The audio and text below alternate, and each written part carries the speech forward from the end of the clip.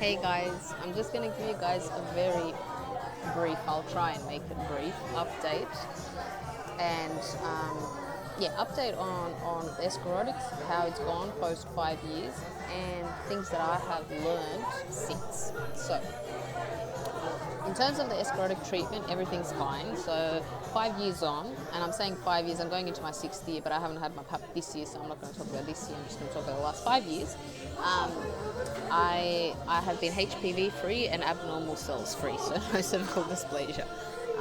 5 years on. In terms of my cervix is fine. In terms of sexual function, that's fine. I haven't had kids, so I don't know, but I've seen other ladies who have, through inspire.com. So far, so good. So, anyways, does the escharotic treatment work? Yes, it works. That's all I wanted to say. 5 years on. Okay, what have I found out? In terms of helping your immune system build itself up, if you are not in a position to do escharotics, go see a practitioner so they can do it for you, or if no one can do it for you, if the instruments and the ingredients can't be sent to you, what can you do to help your immune system fight it off? Because I've found out some really amazing things now that I didn't know back then. Okay, so number one, dentist. You need to go see a dentist immediately, and ideally a holistic one. Why? I didn't know this, but your teeth are connected to every single organ in your body. And funnily enough, you won't believe this, but for years, I've had a dead tooth for up to 10 years. I remember when the nerve literally died because it was killing me for a whole week, and my auntie actually said to me, it's gone yellow because the root is probably just dead. And it never caused me any issues. Well, none that I knew, right? I didn't connect it. Up until last year when I had serious issues and I went to go get a 3D scan. I started researching. I did a 3D scan. 3D scan showed that I actually had a cyst here. But you know which areas these two teeth are related to? A couple of organs, one of them being the genitals. Go figure. So I think that this contributed to one of the reasons why I maybe wasn't able to get rid of the HPV naturally in terms of supplements and food. So this whole time I had an infection here that I had no idea about. Anyways, long story short, go see the dentist. And another thing that I found out, root canals are not your best friend. Root canals are only a temporary solution, so you can save money to actually get like some sort of proper implant, because root canals are literally just supporting a dead tooth. And these holistic dentists that I follow, they literally say, why would you keep a dead organ in your body? It's literally the same as a tooth, so it applies to teeth.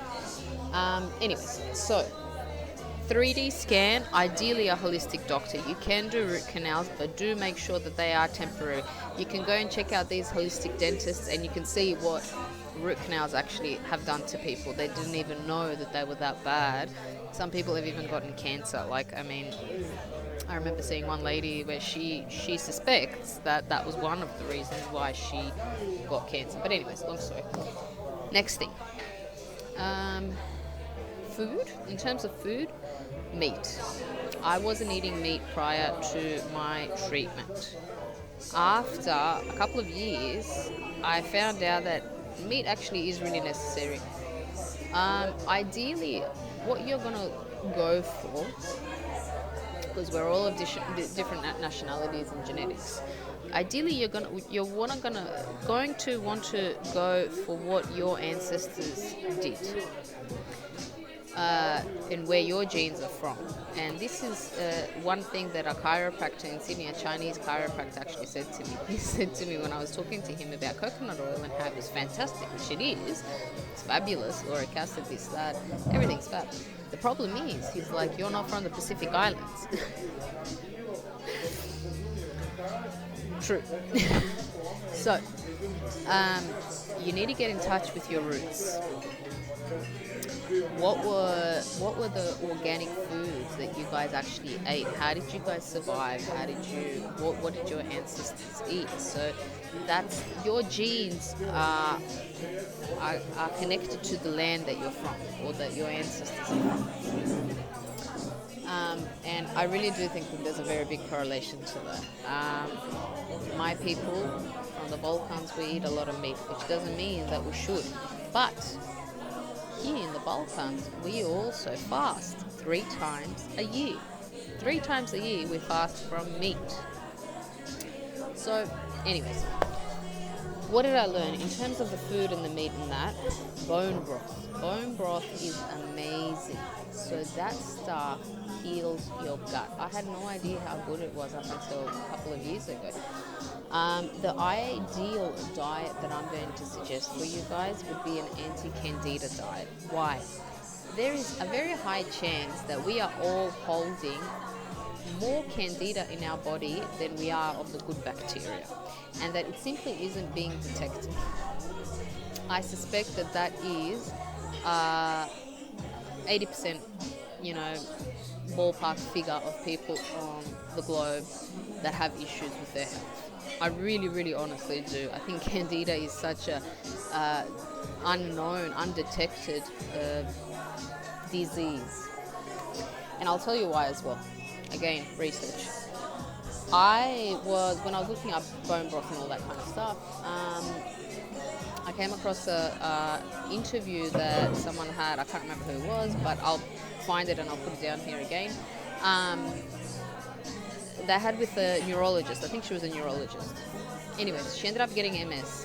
And long story short, she was a vegan. So she's a neurologist. She's PhD. She's in that world. She's in that field. She knows everything she knows. Like everything she can know, she knows, right? She ended up being in a wheelchair. And after trying everything the medical field gave her and didn't work, she came across somehow an article about supplements. Long story short, started the supplements, did it for 6 months, didn't really see a change, stopped the supplements. Then she did see a change. She saw herself deteriorate. She didn't see a better change, but it was stabilizing her. Further into some more research, found out about meat. She found out about meat and about some other supplements, and then she found out about her ancestors, how they lived, how the caveman lived, and what he actually ate. And then they did more studies into tribal people, for example, in Africa, and what they ate and why they never got sick. They didn't get any, kidney disease. They didn't get this. They didn't get that. Whatever. Blah, blah, blah. Anyway, what did she find out in the end? Her ultimate advice was bone broth, clean protein, lots and lots and lots of veggies, fruit here and there. And she also suspected that she had candida and leaky gut syndrome for a very long time that just simply wasn't detected by the doctors. She had antibiotics when she was younger. I don't know, she had tonsillitis or something like that. She went back, she was thinking about all the antibiotics that she took, when she take them, how the not eating meat contributed to her MS, which it did, because after a year of changing her whole diet, she ended up walking. She wasn't in a wheelchair anymore. Amazing interview and documentary/interview. I'll put it down here. You guys can have a look. It's very long, but amazing. But yeah, so they're the foundations of your health: bone broth, meat, clean meats, and vegetables, like lots and lots of vegetables. Okay. Ideally, the anti-candida diet first. Like I said, because I suspect that a lot of us have candida that we don't even know about. Supplements. Another thing that I didn't know prior to doing my escharotics. AHCC. A lot of women have used, and I mean like a lot. Post-escharotics, I just kept on reading about women, how they were using major doses of AHCC. Nick Leroy doesn't really, from memory, think that it's a contributing factor. It may be, but it won't be the sole contributing factor. Either way, I would take it because it's been vouched by so many women.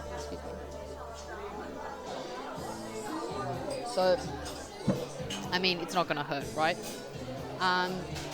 What's another thing? MTHFR. So it's that gene mutation, right? For folinic acid. That one you got to take, like 100%. DIM you have to take. And if you're going to do like an anti-candida diet, ideally you're either going to go to a naturopath, so they can give you an adaptogen to kill off parasites and candida and all sorts of other stuff, or you could potentially take oil of oregano, which is so freaking strong. It is amazing. It is amazingly strong at killing candida, parasites, all sorts of things. Like oil of oregano is the best. We actually have one here in Serbia, and I'll get back onto that later, what I'm thinking about doing with supplements and stuff. It is definitely something that you want to have with you. Next thing, mental health. So stress factor is huge. I think that was another reason why I maybe didn't get rid of what I had, cervical dysplasia and HPV, because I was just under so much stress, and I had a lot of emotional issues with my family. So this is something that you guys probably need to look at.